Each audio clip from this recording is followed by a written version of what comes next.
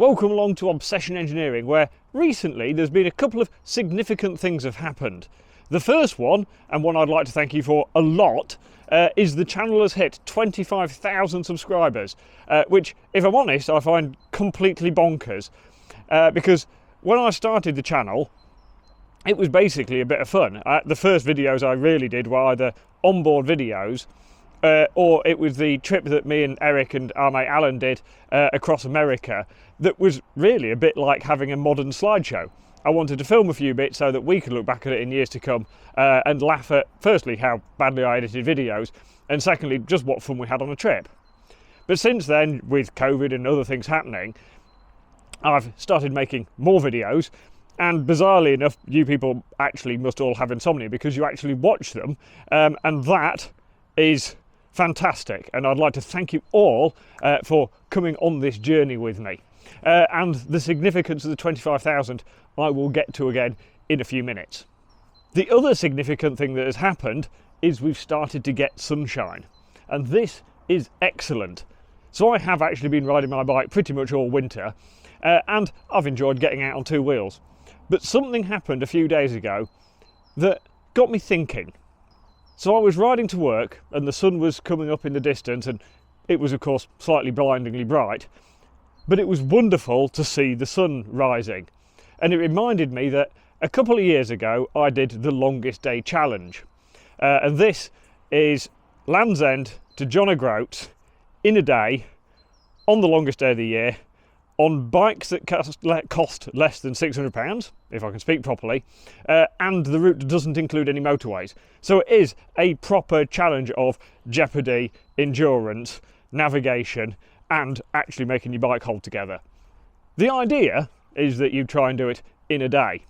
I was a little bit over that. I was 25.5 hours, mostly because the bike I was riding was very fragile, and if I'm honest, I hadn't done much prep and didn't really know where I was going. But there was a moment on that trip as I was riding from Inverness up to John O'Groats, and the sun was coming up just like it was the other day. Admittedly it was warm because it was summer, and as the sun came up I thought, I'm lucky because I'm fit and healthy, and that means I can go and do stupid challenges and ride around on motorbikes and have a generally lovely time. But some people, of course, are fighting cancer. Now, more and more people are fighting cancer and winning, but they're only doing that because of people like Cancer Research UK, who put in so much effort to helping us fight this horrendous disease. My granddad on my mum's side, who if I look back was the person I suppose I'll probably take after the most. He was into his motorbikes when he was a youth, and even when he was courting my grandma.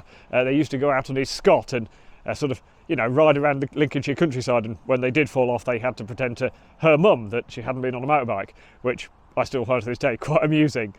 And when I look back, I didn't really get to know him that well because he died of liver cancer when I was relatively young. He wasn't even a drinker, he was just one of the unlucky ones. Since then, my dad's older sister unfortunately has been lost to cancer, and as we all know, as we go through life we will come across more and more people who've been affected by cancer.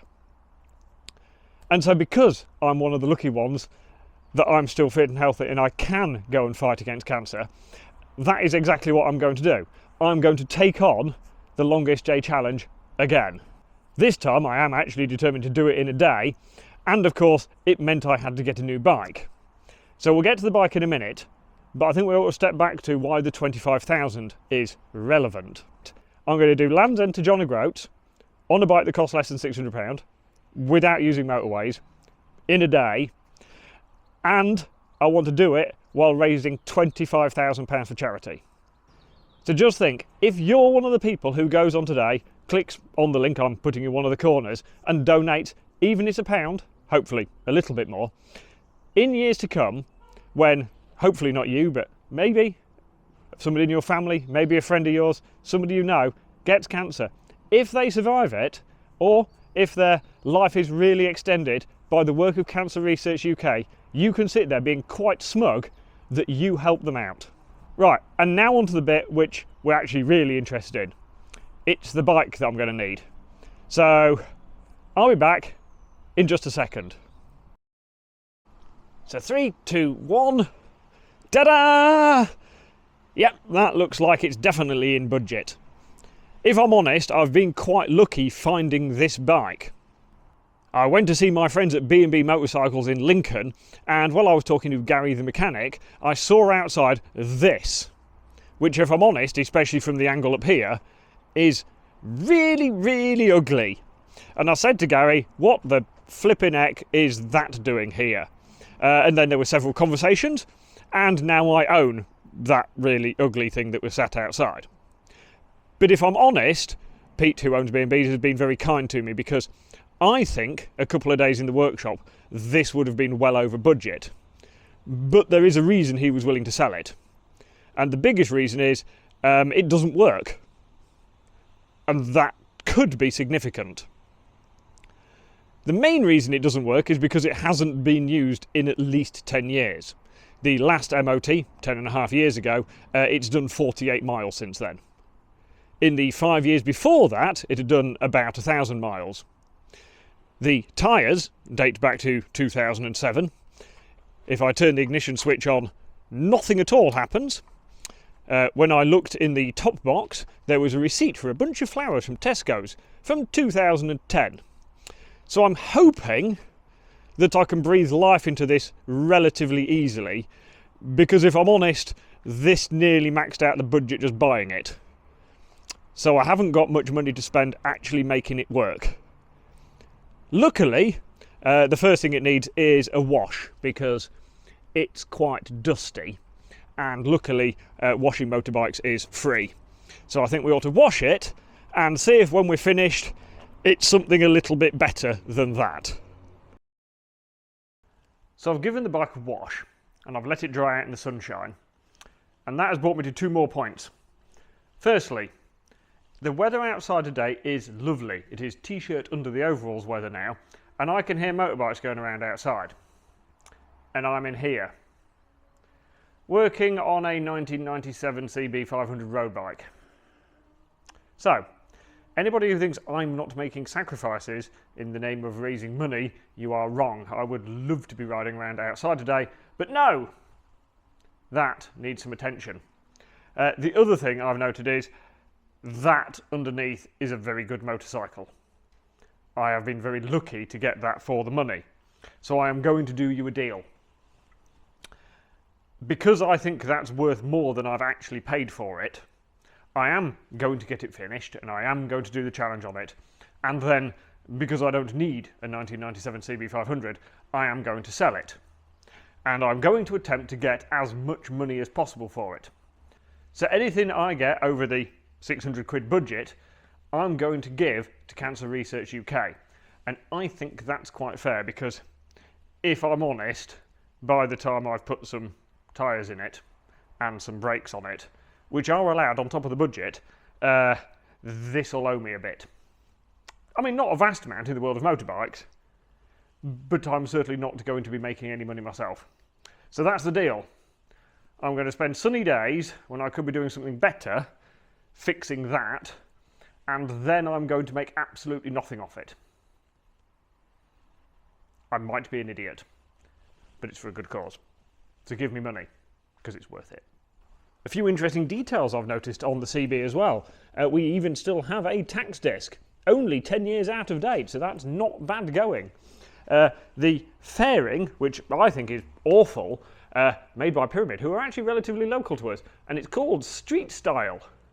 I'm not sure what street they're on where they think this is stylish, because it's not, it's god-awful. The bike has been owned by a man who was in the Honda Owners Club of Great Britain. That leads me to think he looked after it a lot. And frankly, when you look at it, he did. This bike is really clean. So in the world of Honda, CB I think means city bike. So there's a city bike 500cc, very practically named. But I'm renaming it. This is the Cancer Beater. The Honda Cancer Beater. Except it's not going to do 500 miles, it's going to do 1,000. And if I'm honest, I've got to ride down to Land's End the day before and ride back from John O'Groats the day after. So in 3 days, in the middle of summer, this bike needs to do 2,000 miles. I mean, it might be a good bike.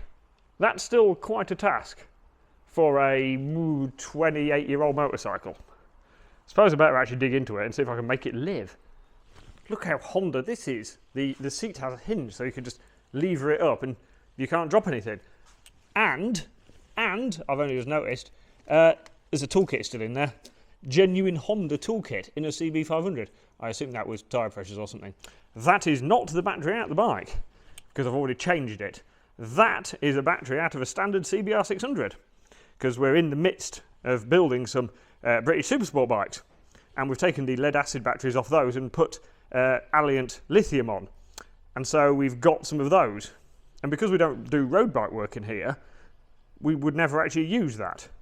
And so that is, well, free, I think. Right, let's see if we have some power. We definitely have some power. I wonder if my headlights work. It's a while since I've had to actually turn headlights on a switch. Look at this! I mean, I did notice earlier that when you wash it, the water runs down the inside of the screen, but minor detail. Right, so that works. Tail light is working. Brake light switch works. I wonder if the rear one works as well. Yes! Right, they work. Have I got a horn? Horny! Excellent. High beam, low beam works.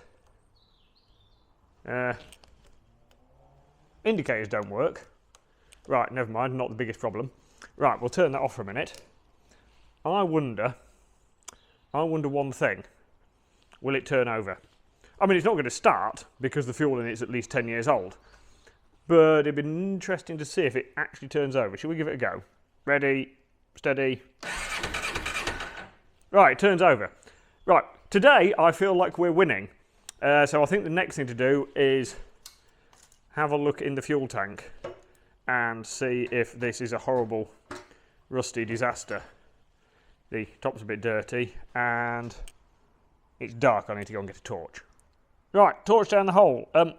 It's very brown, but it doesn't appear to be rusty brown. I think it's just horrible old petrol brown. So that's looking reasonable. Not sure what it'll be like right at the bottom of the tank, but I think what I'll best do next is drain the fuel out of it and see if there's any rust comes with the fuel.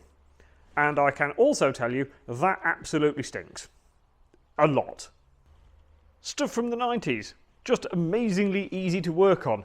Take the little side panel off, which is one screw and like one rubber grommet, and it just pops off. Take the fuel pipe off that you can get to, connect a random piece of pipe up, and if I just open that... Ah, right. That needs a suction from the engine to open the tap. Right, I didn't think that through, did I? Sometimes I astound even myself with my genius. Took the pipe off the inlet tract, and basically it needs a vacuum, which would normally be generated by the inlet tract, to open the fuel tap. And I took it off and I sucked on it and the fuel started flowing. But then I realised I didn't really want to keep sucking on that just in case it started passing fuel. So then I remembered I've got an old syringe upstairs for pulling fork oil out of forks for setting air gaps, and it's the right size to fit in the pipe. So do that, pull a little bit of like suction onto that, and that's enough to open the diaphragm in the fuel tap and let the treacle out. I mean, I think it's clean, but I can't really tell because it's that dark I can't actually see the bottom of the tub. Right, I shall get all of it out the tank, and then we'll do a bit more investigating. So, still nothing wrong with it. Drained the tank out and it's surprisingly clean, and I'm guessing this thing was really put away before they started putting ethanol in fuel, which is why it's not soaked a load of water in and then rusted the tank. So that is good. It's also, I suspect, being stored somewhere quite dry because there isn't really any corrosion on it. This is so far the gift that keeps giving. I mean, at some point it's going to bite me, and I'm kind of hoping I'll find it before I'm halfway to John O'Groats. But next step, I actually put a fresh litre of fuel in it and just ran it through the same thing, so it like flushed any sort of old dregs out. And now what I'm going to do is connect the fuel tank back to the carbs. I'm going to open these little screws down here on the carbs, drain the carbs out because the fuel was left on it, but it has got a tap. Right, drain the carbs out, do the same thing with the carbs, and like flush them through a little bit, and then I'm going to see if it starts. I'm not expecting it to start because the fuel in the carbs will have gone off more because it's got air round it, so they're probably horrible inside, but I haven't got time today to take them apart. So I'm just going to wing it and see what happens. Open the carb drain screw, and this will tell us if the rest of the system is working. With that open, there we go, look. We have fuel dribbling out of there, which means there is fuel getting through to the carbs. So any old fuel that was in the overflows and, not the overflows, the like delivery pipe and the fuel tap and the fuel filter and stuff, it's just flushing some of that old fuel out of it. We'll do the second carb in a minute, and then we'll see if we can get it to go. Being as it's only 3 bolts to access the air filter, I thought I'd take it out. Basically, I just wanted to make sure there was no sort of mice living in it that were going to get ingested into my engine. But it looks all right in there, so we'll pop that back in. There is a slight delay tactic, if I'm honest. I've never rushed starting a bike this much before, and a bike especially that's actually going to be as important as the Cancer Beater. So yeah, I'll put the cover back on, and honestly I will try and start it next. Okay, one more bit to do. I thought it'd also be practical to make sure it's definitely got oil in it. I have no reason to think it won't have oil in it, but I kind of feel it's a thing to check. Now, everything so far has been incredibly easy to access, very practical for servicing, very well engineered, because it's from Honda. Yeah, you can't get to the oil filler cap and dipstick because the fairing's in the way. If they'd put a little access panel in it, it'd been easy. And the screws don't go into weld nuts, they go into nuts on the back, so I've got to feed my hand down the back while using a screwdriver on the front. That is a stupid fairing, and it's ugly. It is quite practical though for doing 2,000 miles in 3 days, so it might stay on and just get jazzed up a bit. Street style lower fairing removed, and now we ought to actually see if it starts. There is oil in it. This is a good thing. Right, ignition key, on, choke, on. That's old school on its own. Right, let's see what happens. Let's just see. If I'm on fire in a minute, it's not gone well. Honestly, that's the very first time I've tried that. No smoke, running motorbike. I mean, I'm not sure whether it's just a bit rough or whether it's running on one cylinder, but it is running. Today is a very good day for fighting cancer. Right, I'm not going to pretend it's running especially well. It's running on choke. It's very lumpy, and I don't imagine it's supposed to be this lumpy, but it does actually work, which is a miracle. I had to bring it outside because it was working, but if I'd have left it in there working for much longer, I wouldn't have been working. And so,